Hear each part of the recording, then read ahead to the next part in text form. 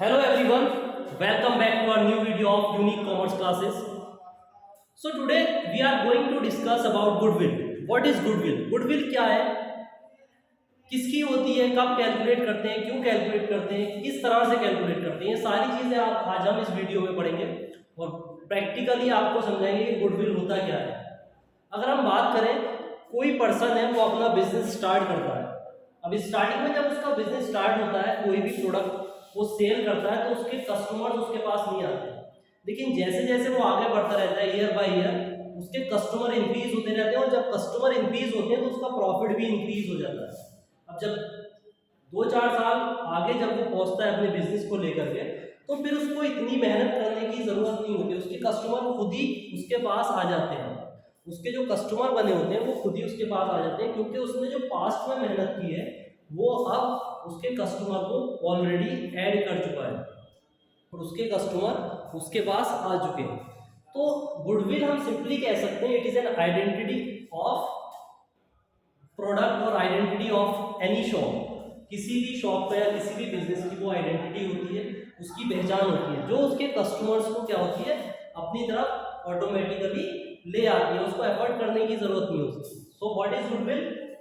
It is an intangible assets which places an enterprise at an advantageous position due to which the enterprise is able to earn higher profit without putting extra effort।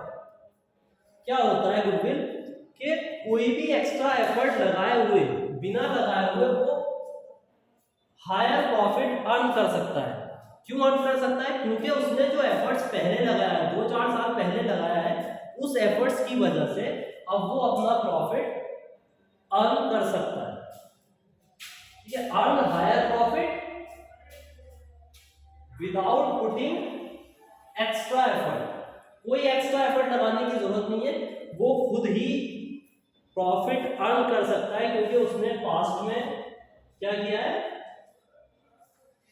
बहुत ज्यादा मेहनत की थी, जिसकी वजह से उसके customer create हो गए। It is so because the efforts made in the past put enterprise in advantages position. जो उसने पहले एफर्ट्स लगाया था, जो भी एफर्ट्स उसने पहले लगा चुका है, उसकी वजह से उसको हाई प्रॉफिट अर्न हो जाता है। Efforts made in the put enterprise is an advantages position. तो गुडविल सिंपल क्या होता है कि जो मेहनत आप करते हो, पहले से मेहनत कर चुके हो, उसकी वजह से आपको हायर प्रॉफिट होता है। बाद में क्या होता है, आपको एक्स्ट्रा एफर्ट लगाने की जरूरत नहीं हो सकती। Now accounting standard 26। What is accounting standard 26 is intangible assets prescribe that goodwill should not be recognised in the books of account unless consideration paid for it. हम गुडविल को क्यों कैलकुलेट करेंगे? हमें तो जरूरत नहीं है, हमारा कोई बिजनेस है, हम अपनी गुडविल क्यों कैलकुलेट करें?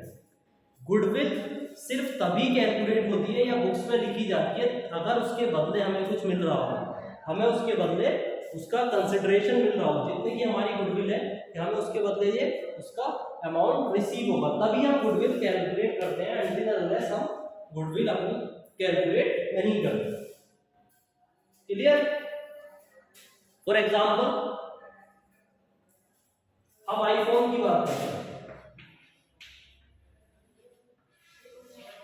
जब आईफोन आया मार्केट में तो क्या हुआ, उसको इतना ज़्यादा प्रॉफिट नहीं था। जब एप्पल ने अपना आईफोन लॉन्च किया तो उसको इतना ज़्यादा प्रॉफिट नहीं हुआ, लेकिन आज अगर हम बात करें तो उसने इतनी ज़्यादा अपनी गुडविल बना रखी है मार्केट में कि उसका प्रोडक्ट एकदम से बिकता है।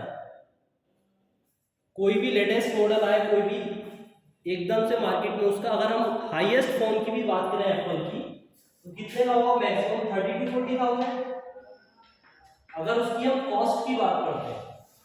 लेकिन मार्केट में जो सेल हो रहा है वो कितने तक हो रहा है? 1,50,000 तक।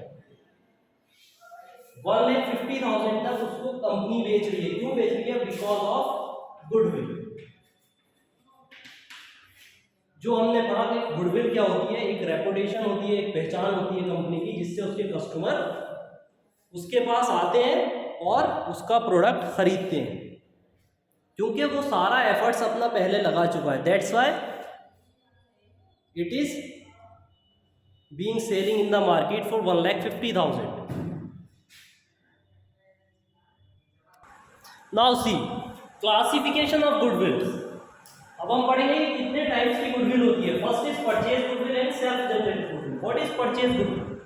सिंपली परचेज गुडविल मीन्स कि जो गुडविल हम दूसरे से खरीदते हैं. मान लो कोई बिजनेस कर रहा है, कोई पर्सन वो अपना बिजनेस अच्छे से कर रहा है, हम उसके पास गए, बोले हमें आपका बिजनेस चाहिए. फॉर एग्जाम्पल कोई भी बिजनेस है, हमने उससे पूछा कि आप कितना प्रॉफिट पर ईयर कमा रहे हो. उसने बोला 1,20,000. बोले 1,20,000 पर मंथ में कमा लेता हूँ. ठीक है, पर मंथ कमाता हूँ 1,20,000. हमने बोला कि आप अपने जो शॉप है या जो भी बिजनेस है वो आप हमें दे दीजिए, उसके बाद में हम इसको. अब ऐसा नहीं है कि जितना उसका प्रॉफिट हो रहा है पर ईयर के हिसाब से हम उसके अकॉर्डिंग उसको देंगे. फॉर एग्जाम्पल अगर हम पूरे ईयर का निकालें तो कितना हुआ? 14,40,000. 12 into 12 14,40,000 पर ईयर का. अब हमने बोला कि आप कब से ये कमा रहे हैं, कितने ईयर से? 2 ईयर 4 ईयर 5 ईयर. बोले ठीक है, हम ये 5 साल से कमा रहे हैं. अगर हमने इसका 5 साल का निकाला तो फॉर एग्जाम्पल एक ही साल का लेके चलते हैं. 14,40,000 उसका पर ईयर का प्रॉफिट हो गया. लेकिन हमने क्या बोला उसको कि आप 14,40,000 की जगह हमसे 20 लाख दे दीजिए और आप अपना बिजनेस हमें देकर चले जाए. अभी जो हम एक्स्ट्रा अमाउंट उसको दे रहे हैं, जो ये एक्स्ट्रा अमाउंट दे रहे हैं वो क्या दे रहे हैं? उसका जो अमाउंट है 5,40,000. ये एक्स्ट्रा अमाउंट उसका 5,40,000 जो है किसके दे रहे हैं? उसकी गुडविल की वजह से दे रहे हैं, जो उसका गुडविल है. तो ये जो एक्स्ट्रा अमाउंट हमने दिया है 5,40,000, ये किसका दिया है? गुडविल का. तो ये तो हमारे लिए होगी परचेज गुडविल. लेकिन यही जो पर्सन इस बिजनेस को कर रहा था, ये उसके लिए क्या हुआ? Self generated goodwill. Clear? Purchase goodwill and self generated goodwill. जो गुडविल हम दूसरे पर्सन से उसके बिजनेस को खरीदते हैं, उसके बदले उसको एक्स्ट्रा अमाउंट देते हैं, वो होता है purchase goodwill and self generated goodwill. जो गुडविल पर्सन खुद क्रिएट करता है अपने बिजनेस में, that is self generated goodwill. तो हमने पढ़ा methods of valuation of classification of goodwill. How many types of goodwill are there? Now next topic is methods of valuation of goodwill. हम कैसे कैसे गुडविल को कैलकुलेट करते हैं. फर्स्ट,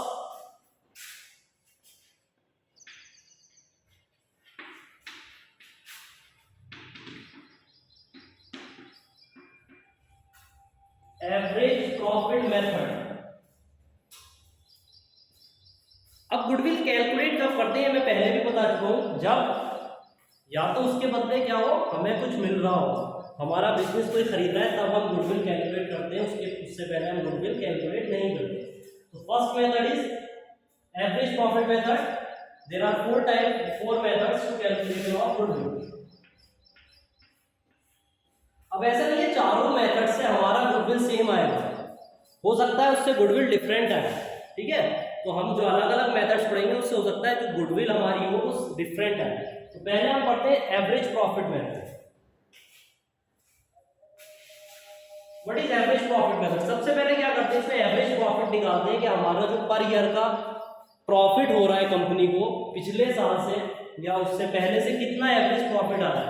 ठीक है, वो प्रॉफिट जब हम कैलकुलेट करते हैं एवरेज प्रॉफिट. उसके बाद एक चीज आती है नंबर ऑफ परचेजेस ईयर.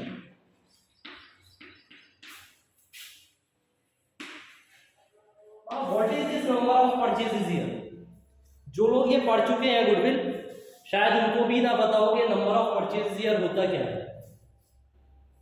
हमने किसी के बंदे के पास गए, बोले हमें आपका बिजनेस खरीदना है. उससे पूछा कि तुम्हारा प्रॉफिट कितना है? तो उसने बोला मेरा इस साल का प्रॉफिट 5 लाख रुपीज है, मैंने इस साल 5 लाख रुपए का प्रॉफिट कमाया है. तो क्या हम उसका बिजनेस इस 5 लाख में ही खरीद लेंगे? क्या आप अपने 5 लाख रुपए बटो और अपना बिजनेस हमारा देके जाओ, आप भर जाओ, बिजनेस हमारा हुआ? ऐसा नहीं होगा. तो ये नंबर ऑफ परचेजेस ईयर होता है, इससे पता है कि इसकी मल्टीप्लाई हम नंबर ऑफ परचेजेस ईयर से करते हैं, तब गुडविल निकलती है. तो क्या होता है, हम ये मान लेते हैं कि आने वाले 5 साल या 10 साल उसकी पेमेंट हम एक साथ कर देते हैं. उसका जो प्रॉफिट है 5 लाख रुपए का, उसके आने वाले 5 साल का 10 साल का जितना भी नंबर ऑफ परचेज ईयर होता है, उसका प्रॉफिट उसको हैंड टू हैंड दे देते हैं, एक साथ दे देते हैं. तो उसका बिजनेस हम तब खरीदते हैं। तो ये मान करके कि आगे को हमारा 5 साल होगा या 2 साल 4 साल जितने भी साल हमारा ये प्रॉफिट होगा उसको कंपनी का, हम उसको एक साल में प्रॉफिट उसको दे करके उसका बिजनेस खरीद लेते हैं। तो इसमें नंबर ऑफ परचेजेस ईयर से मल्टीप्लाई करते हैं। फॉर एग्जांपल ये हमारा नंबर ऑफ परचेजेस ईयर 5 है कि 5 साल का हम उसका प्रॉफिट एक साथ दे करके और उससे अपना बिजनेस खरीदते हैं। अब ये मतलब नहीं होता कि हमने उसको 5 साल का दिया है तो 5 साल के बाद दोबारा से वो हमारा बिजनेस उसका हो जाएगा। जब हमने इसको खरीद लिया एक बार में तो वो हमारा ही रहेगा, फिर हम उसको नहीं देते, बस उसको हम एक साथ उसका प्रॉफिट दे देते हैं, आने वाले सालों का प्रॉफिट जो भी होगा। अब यहाँ तो होता है कि यहाँ हमारे 4 टाइप्स के मेथड्स होते हैं गुडविल कैलकुलेट करने के, लेकिन जब आप बुक देखोगे तो उसमें नजर आता है कि डिफरेंट काइंड्स होते हैं। Past adjustment, weighted average profit method अलग अलग होते हैं। अब पास्ट एडजस्टमेंट क्या होता है?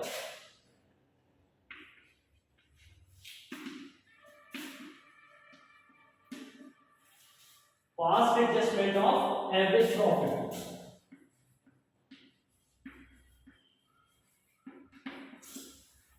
इसमें क्या होता है? फॉर एग्जांपल ये अभी हमारा 5 लाख का प्रॉफिट हुआ इस साल, हमने मान लिया, लेकिन इसमें क्या था? कुछ एबनॉर्मल लॉस था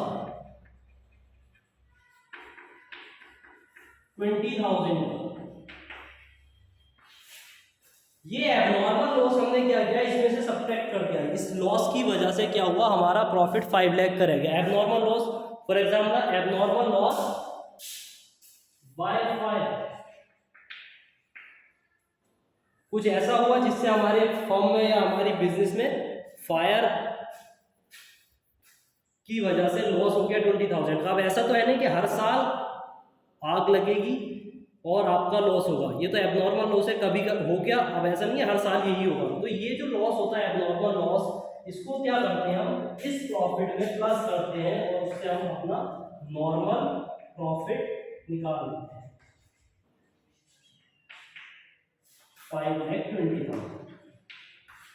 क्लियर? अगर एबनॉर्मल लॉस होता है, एबनॉर्मल लॉस का मतलब होता है कभी कभी होने वाला इवेंट, कभी कभी ऐसा हो जाता है किसी वजह से लॉस हो गया, तो वो ऐसा नहीं है हर साल ही होगा, वो कभी हो गया। अब इस साल लॉकडाउन था उसकी वजह से कंपनीज को कम प्रॉफिट हुआ, अब ये नहीं है कि हर साल वो आने वाले नेक्स्ट 10 ईयर तक लॉकडाउन ही रहेगा, उसकी वजह से प्रॉफिट कम हुआ। तो ये एबनॉर्मल कंडीशन को हम नॉर्मल बनाने के लिए जितना भी वो लॉस होता है उसको क्या करते हैं?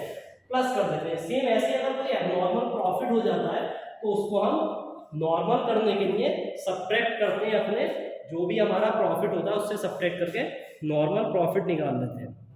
तो जब भी एबनॉर्मल लॉस आएगा उसको क्या करेंगे? प्लस कर देते हैं, और जब भी एबनॉर्मल लॉस आता है तो उसको माइनस कर देंगे।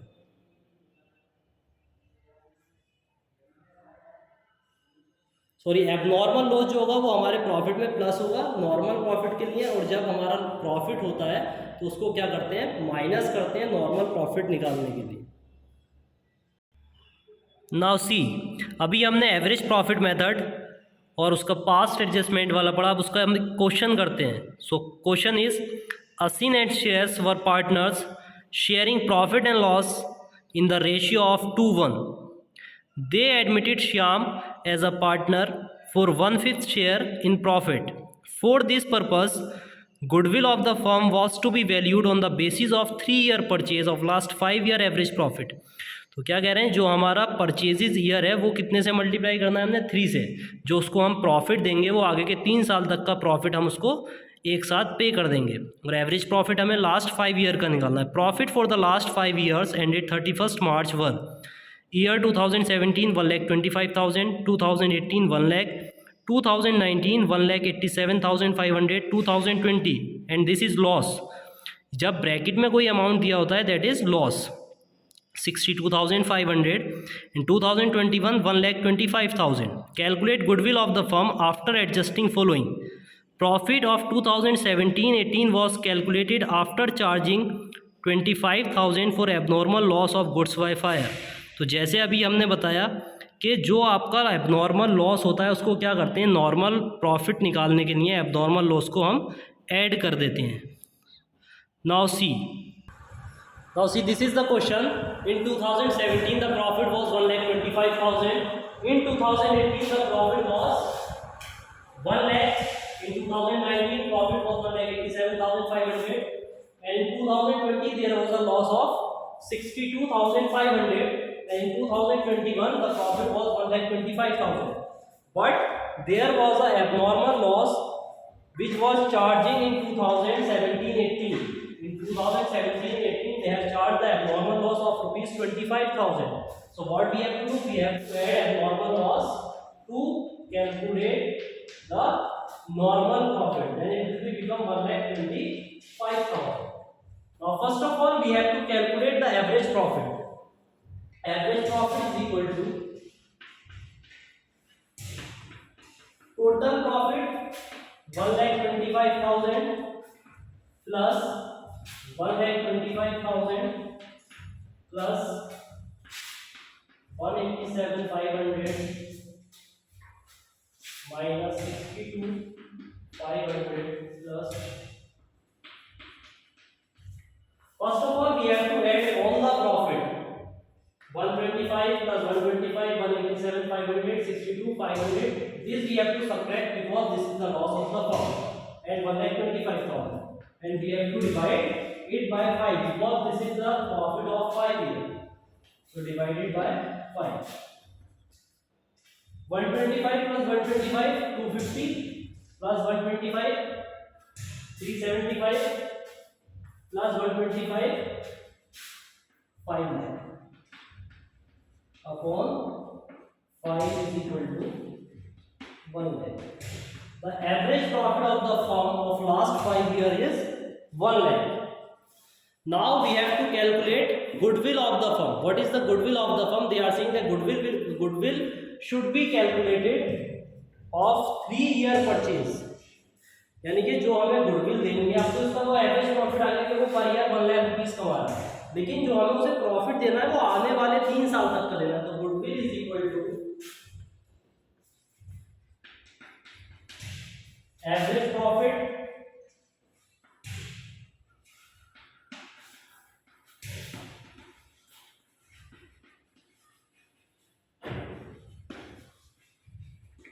average profit multiplied by number of purchases here. So average profit is 1 lakh multiplied by 3, that is 3 lakh. तो इसका मतलब जो हमें उसको प्रॉफिट देना है वो आने वाले 3 साल तक का देना है, और कितना देना है 3 लाख. तो ये हमारा हुआ first method of calculation of goodwill. First method था वो क्या था? Average profit method. After that second method is super profit method.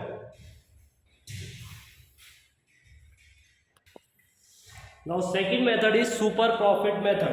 अब super profit method में क्या होता है? First of all we have to calculate average profit.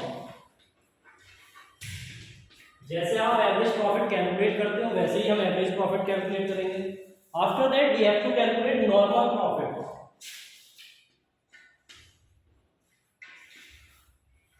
अब ये नॉर्मल प्रॉफिट कैसे कैलकुलेट करेंगे? तो क्या होता है, जब हमारा क्वेश्चन दिया होता है उसमें क्या दिया होता है?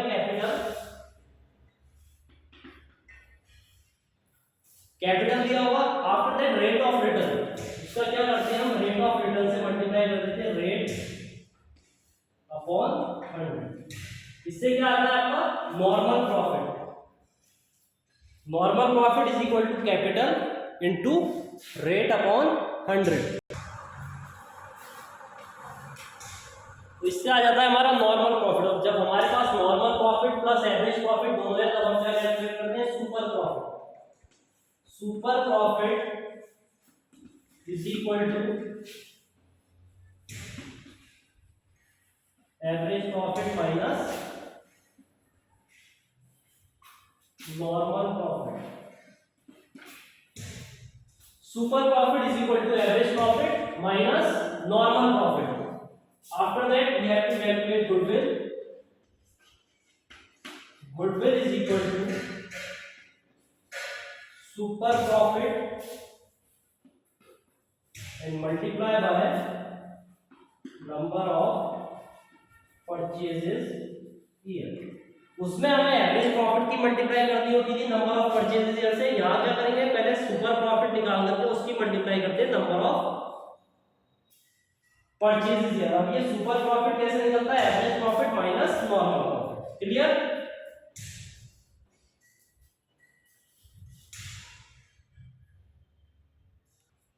So today we have discussed about average profit method and super profit method. Rest of the two methods we will discuss in next video. So if you have any problem related to average profit method or super profit method, then you can ask me if you have any doubt. Thank you and have a nice day.